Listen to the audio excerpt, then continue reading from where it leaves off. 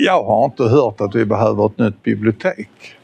Och pratar man med personalen så är det ju klart intressant med att få mer förvaringsutrymme. Man vill kanske göra en scen och har kanske mer behov av någon biografsittning. Men då är det kanske bättre att ta ett steg och bygga någonting nytt som fungerar och ändamålsenligt än att försöka pressa in någonting i ett gammalt hus. Ja, här har jag passerat in rätt många gånger i mitt liv i den här fantastiska byggnaden från 1939. Ett av Sveriges äldsta bad och har ju en enorm historia. Att man då tänker sig att ta vara på det här som ingår som en komponent i ett kulturkluster med Ebbehallen här med kanske utbyggd konferensdel.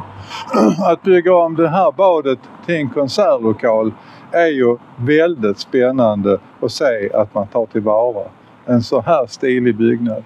Det glädjer ett hjärta.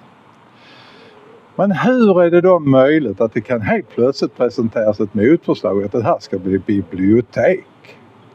Man blir ju så förvånad, men det verkar som att kommunalrådet är ju den som blir allra mest förvånad om man tittar i tidningen.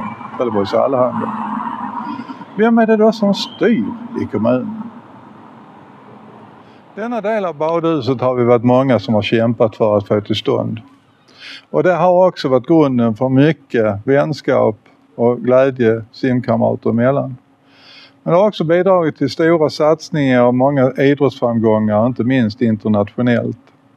TSS var faktiskt världsrekordhållare under sina glansdagar då man var med på både OS, VM, EM i lång och kort bana. Universiader och amerikanska skolmästerskap. Fantastiskt, som man är glad över att få varit med om.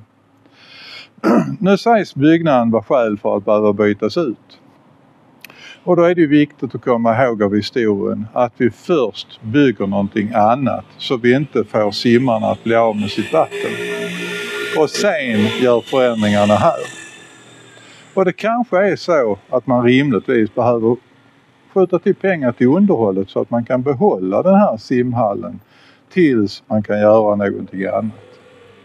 För man ska komma ihåg och vara ärlig att badhusbyggen är en väldigt kostnadsintensiv verksamhet att bygga. Nyligen besökte jag Kiruna som man håller på att bygga ett nytt badhus. Ett av de få man håller på att bygga just nu. Men där började det ticka upp mot 1 miljard kronor. Och det är till och med så det skaver för LKAB.